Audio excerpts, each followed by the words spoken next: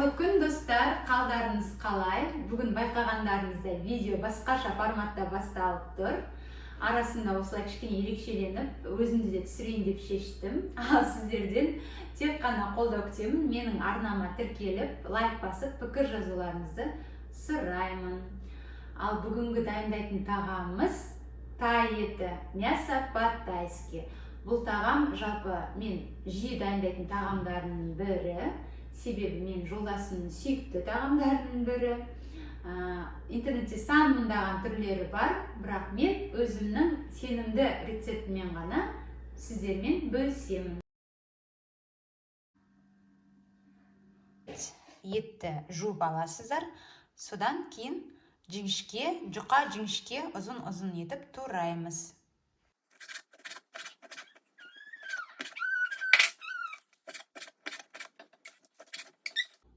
Достар, мен етті турап болдым. Міне барынша осылай жіңішке етіп турасаңыздар әдемі көрінеді және тез піседі. Міне осылай. Енді қуыруға кірісеміз. Отымыздың астын ең жоғарыға қоямыз. Табамыз дайын тұр. Енді сұйық майды алып құямыз.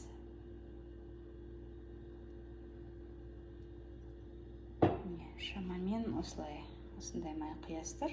Ал қыздар, майымыз қызғаннан кейін етімізді саламыз.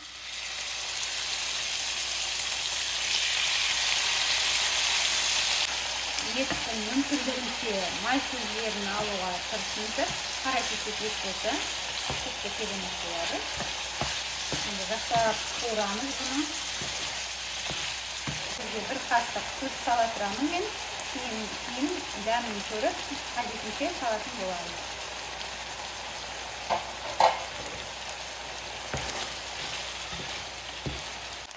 Қыздар, шамамен 5-7 минут болды мен. Енді өзім еттің сөлі тартылғаннан кейін оттың астын баяуға қоямын.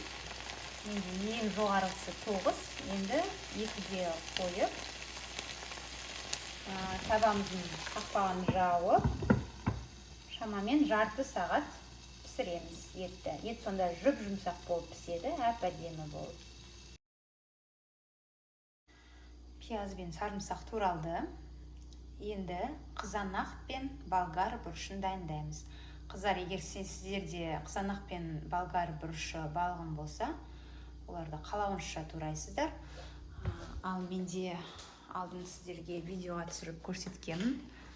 Мұздатқышымда дайын тұр.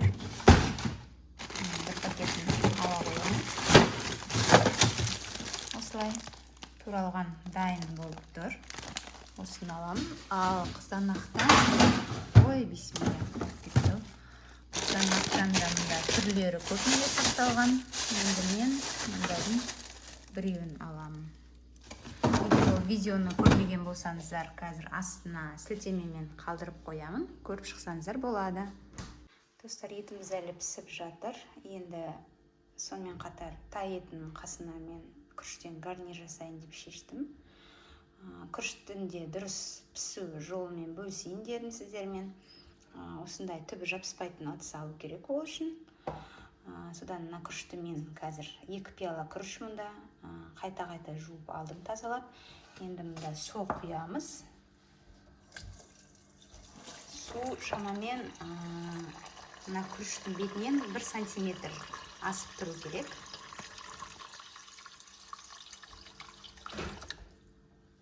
Көрдіңіздер, 1 сантиметрдей асып тұр менде. Енді осы күрішті отқа қоямыз. Астын қатты қоямыз. Бетін жауып, бір қайнатып аламыз күрішті. Қазір қыздарына күрішіміз қайнап бастап жатыр. Қайнап жатыр. Енді бұл күрішке шамамен 2 ас қасық сұйық май құясыздар.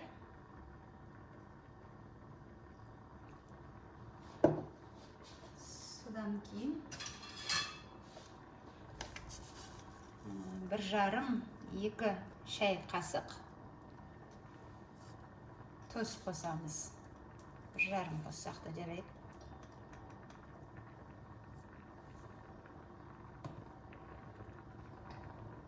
Қозғамаймыз, ештеңе істемейміз, өзі тұздың өзі сіңеді.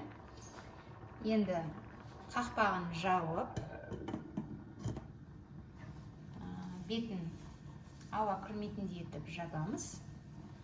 Содан кейін оттың астын өте баяуға қоямыз. Міне мұнда қазір 9-да тұр. Мен 2-ге қоямын. Содан тура 20 минутта күріш дайын болады. Күріш пісіп жатыр. Енді біздің етіміз де дайын болып қалды, қыздар. Енді астын қаттыға қоямыз еттің. Жаңағыдай 9-ға қоямыз астын. Содан кейін етімізді пияз бен сарымсақты саламыз.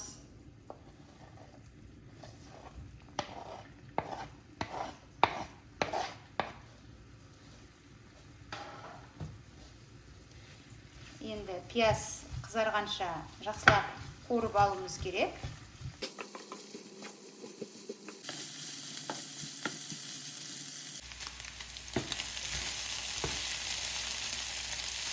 Енді пиязымыз қызарды.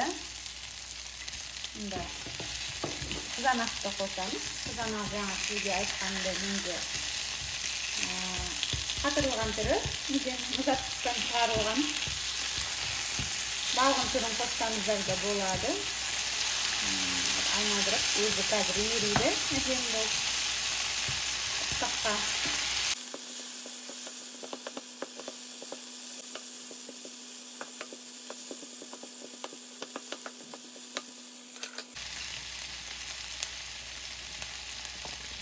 Содан кейін қызар соя соусын қосамыз.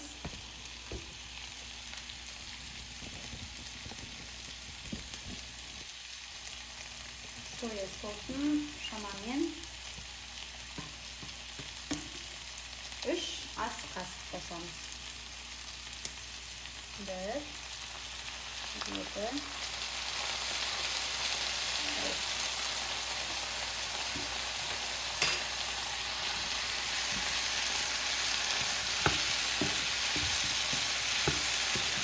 Содан соң азырақ қана крахмал қоссаңыз, жарты шай қасық қоссаңыздар болады. Содан кейін болгар бұршын қосамыз. Балғынын алсаңыздар болады. Менде енді мұзатылған түрі жаңа айтып өткенімдей. Жақсылап араластырамыз қыздар. Жақсылап қызғанымыз. Қаламызша бұрыш себестер, қара бұрыш, қызыл бұрыш. Қызыл бұрыштан да азырақ аламыз. Біреулер ащыны жақсы көреді, біреулер қатты ащы болған қаламайды. Бұл өз қалауларымыз. Тұзын көресіздер міндетті түрде. Егер тұзы сіздерге аз да болса қосасыздар. Енді сіздермен кішкене қуырдық болгар бұрышын. Араластырып тұрыңыздар, түгі жабысып қалмасын.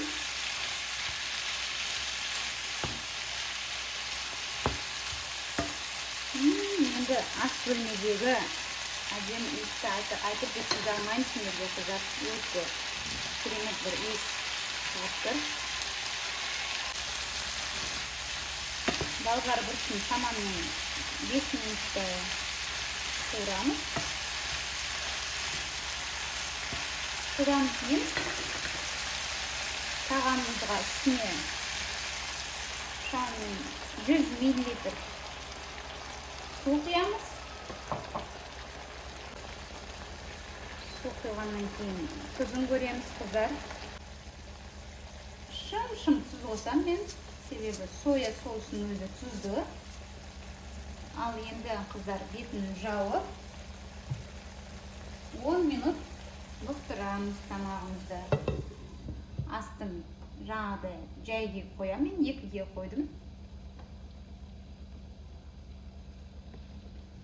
10 минуттан кейін тай етіміз дайын болады. Қыздар, бізде уақыт келді. Күріш те пісті, тамақ та пісті. Енді астын өшіреміз. Ой, айым қазір. Күрішті сіздерге ашып көрсетейін деп шештім. Міне. Қыздар, күрішіміз осындай болып піседі. Өте әдемі. Күрішті жақсылап араластырып аламыз. Мен араластырып қойғанмын күрішті. Сол кезде әдемі болады жаңағыдай. Біркеліп қойып міне. Ал енді мына тамақты көрейік. Мен қолымда қызымды көтеріп тұрмын. Міне мына тамақты дайын. Енді иісін айта алмаймын. Керемет. Қазір енді осы неден алмай, көк пиязды қосып, бір араластырып аламыз. Не қыздар, көк пиязды қосып араластырып алдым. Енді иісін айтып жеткізе алмаймын. Өте дәмді шыққан. Етін алып жеп көрдім уже, дәмін татып. Енді қазір ыдысқа салып, тарелкамызге салып көрсетемін. Міне достар, біздің тағамымыз дайын. Өте дәмді болып шыққан. Енді еттің үстінен қалауынша күмбір сепсеңіз болады.